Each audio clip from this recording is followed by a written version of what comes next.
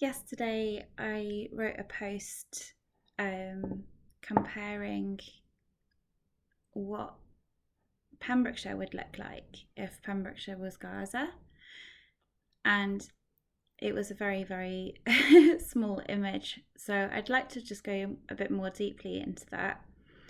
And I wrote the post following hearing the news, basically, that we've reached um, a milestone, if you can call it that, of 25,000 people being killed in Gaza. And just to give you an idea, 125,000 people live in Pembrokeshire.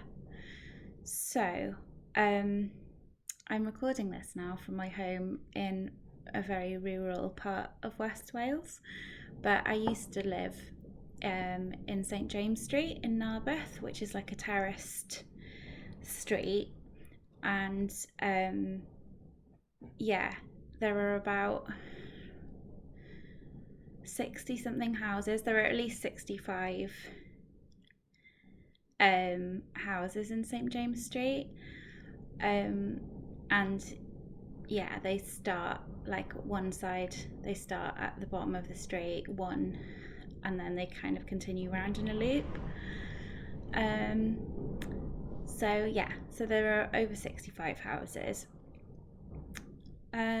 So it's been 15 weeks since the 7th of October. And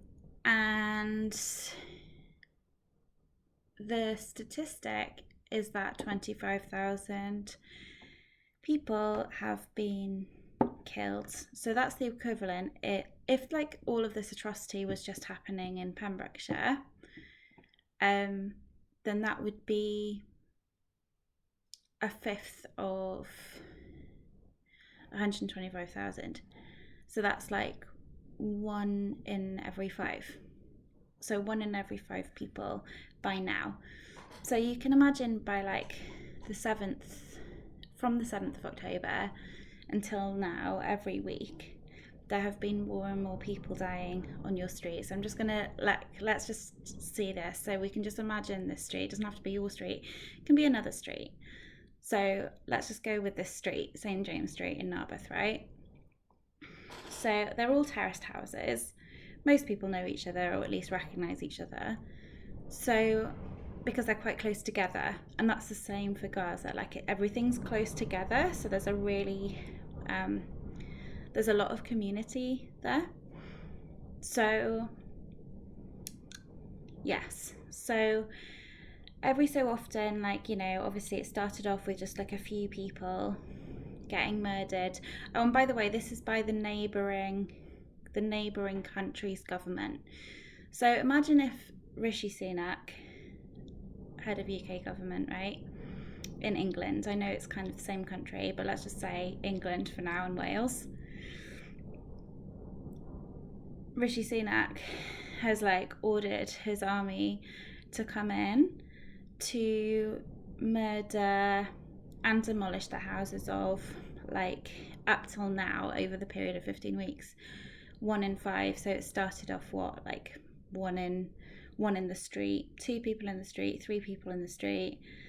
Now it's 1 every 5. So even if you do 1 every 5 houses, that just kind of means that it's that's if one person lived in each house, but more than one person lives in the house usually.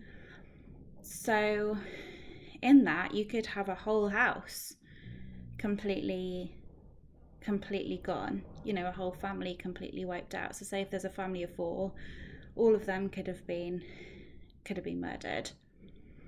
So let's say, okay, this is where we're at now. So about 1 in 5 people, 1 every 5 people, given that there are more than one person per household, that's quite a lot of people and quite a lot of houses in that one street that have been murdered by, let's just say, in this hypothetical situation, Rishi Sunak's administration. Okay, so that would be like the equivalent of what's going on with like Gaza, which is just one district of the country next door to Israel, and it's Israel's administration that's doing this, right? So there's that. But not only this, but a lot of the infrastructure has been bombed. So the health centre in Narberth, that's been bombed. So there's no like medical supplies going in there. They've actually like barricaded the borders of Pembrokeshire as well. So people in Whitland can't really bring in anything to help, or they can't get out to Whitland to get help. And by the way, because like all of the streets and so on, there's been like a lot of bombing and airstrikes. So the roads are quite churned up. So, and obviously there's a shortage of fuel like over this time, like no businesses are really operating, like the economy's collapsing, right?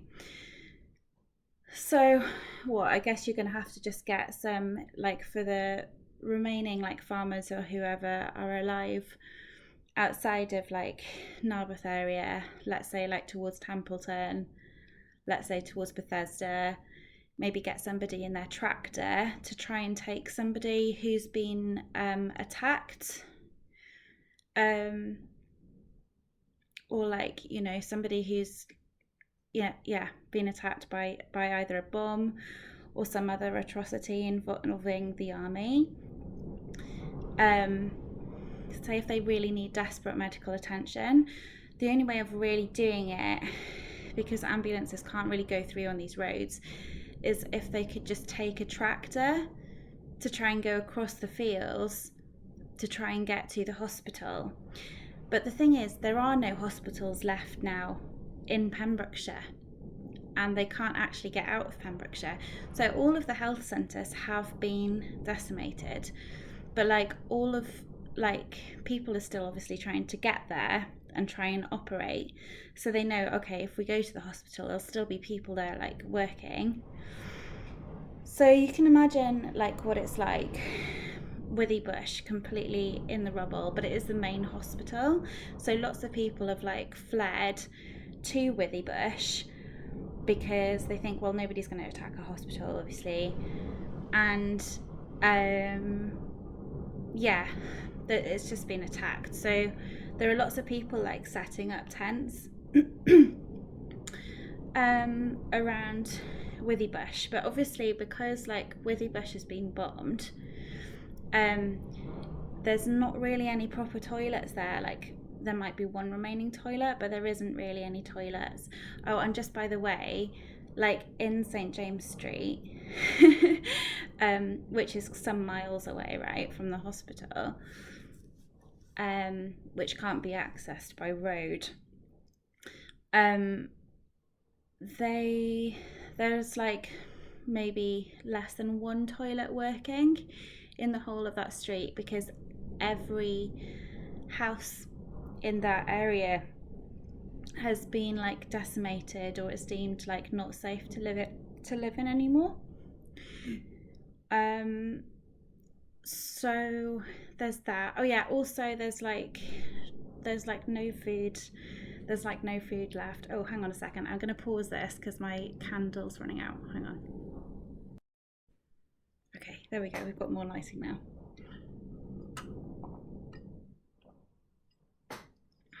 So what I was saying was, like, there aren't very many toilets that are working now. So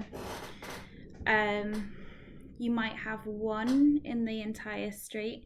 And like bearing in mind that there's like newborn babies, the elderly, people with like needs and disabilities, right? Like, you know, we're not just talking like really healthy, well in their 20s, like people here. We're you know, like it's just a normal cross section of people, right? Although in Gaza there's actually more children living there than adults, because they've been bombed so frequently in the past 75 years. So where was I going with this? Yes, food shortages. So a lot of their land has actually been bombed as well. So like, you know, like their cattle, livestock, like dairy farms, vegetables, like, you know, crops of all kinds, like gone, decimated, right? And they're only allowed a certain amount of aid in. So because it's controlled. So imagine that, like Rishi Sunak's controlling what goes in and purposefully not allowing more aid that other neighbouring counties want to allow in. So imagine that there's like people from all over the world giving like donations for food and aid and so on, and there's like people like even from Ireland or like France or whatever, and they can see on the telly that this is happening, for those who are like watching that particular telly, and even like what they're giving is not getting in because Rishi Sunak doesn't want them to eat.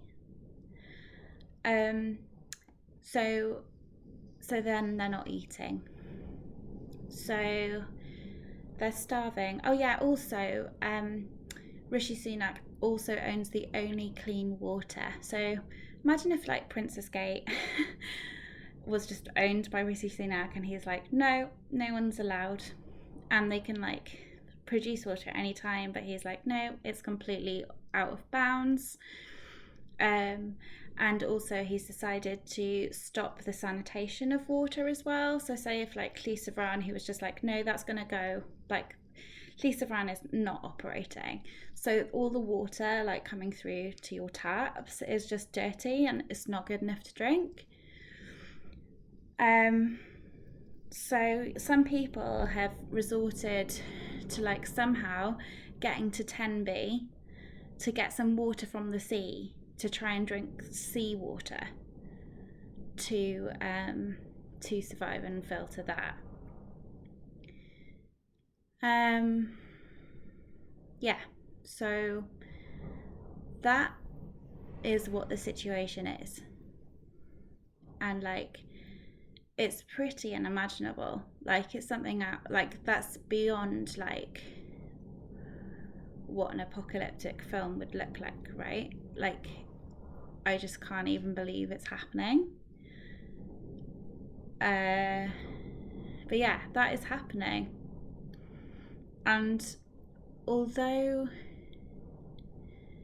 it seems like powerless on the surface to like not engage, because it feels too powerless to engage with, because it's just like it's so awful. Like how can we possibly like change this? Like it's so ill. It's so ill. The situation is so ill that it's just like it just has this kind of air of like a lost cause. But then you have like all of these brilliant people, you know, marching every week in London. You've got like journalists that I really recommend, especially Owen Jones. He did a really brilliant interview with a scholar who's Palestinian, who's also American, and she was amazing. And she was basically saying like, sorry, that's my dogs. She was basically saying, you know, without people talking about it and getting angry, she doesn't think that the South African government would have brought this to the International Criminal Court. And it kind of seems ridiculous to me that it even has to go to the International Criminal Court for it to be stopped. But it's also ridiculous to me that our government hasn't even requested the Israeli government to just stop bombing, to just stop attacking, let alone any of the other stuff. They haven't even asked. And like, when there's a government that represents us who doesn't represent even the most basic of human values, you've got to ask, well, am I comfortable with this enough to like not even talk about it? Like, what? So this is my view, and this is why I am talking about it. And I feel like, you know, say if this was example happening in Pembrokeshire. Oh, by the way, I forgot to say, so although there's like 1 in 5 people dead, right, in Pembrokeshire, equivalent in Gaza, in terms of numbers and numerical comparison, 25,000, 125,000 in Pembrokeshire.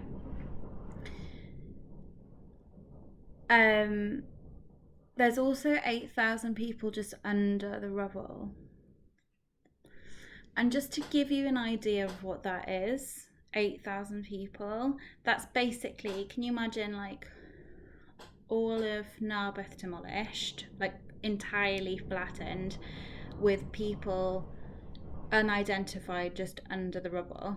So all of Narberth, plus all of Fishguard, plus all of, I don't know, maybe Cardigan.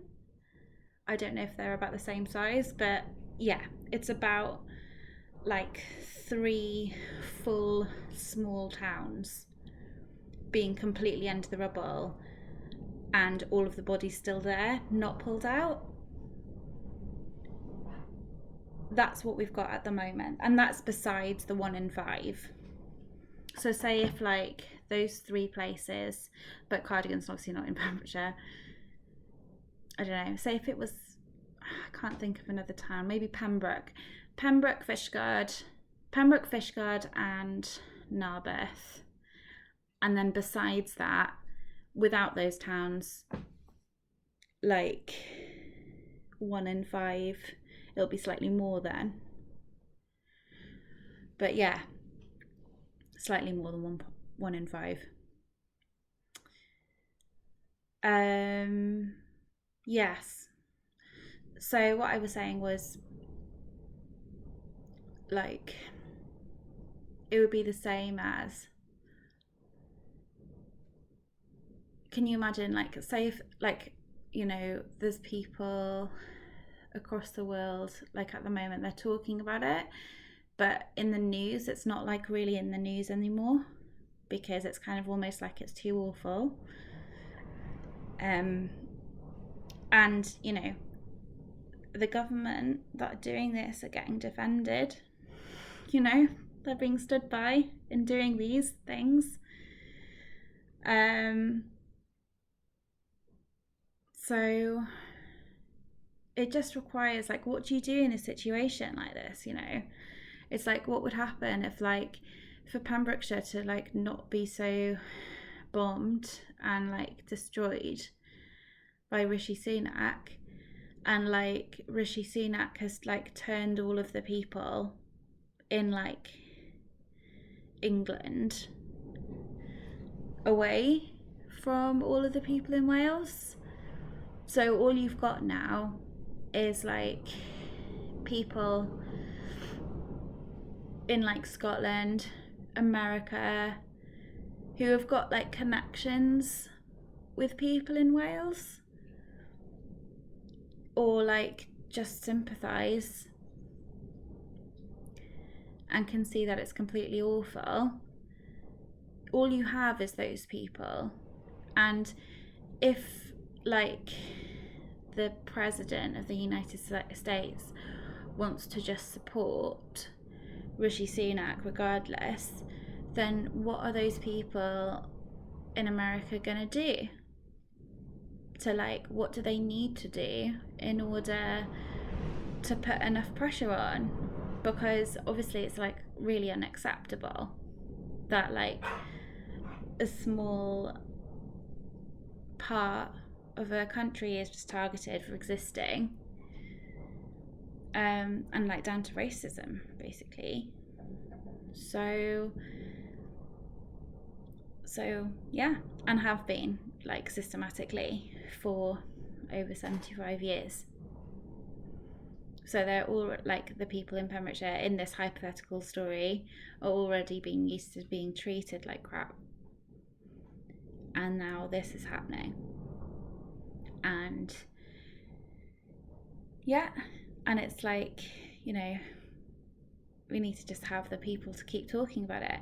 And that is exactly what these people in Gaza need, is for us to keep talking about it and to pile on that pressure. Because yeah, we do not share the same values, right? As the majority of Parliament, who have said no to asking for a ceasefire. Just basic ask.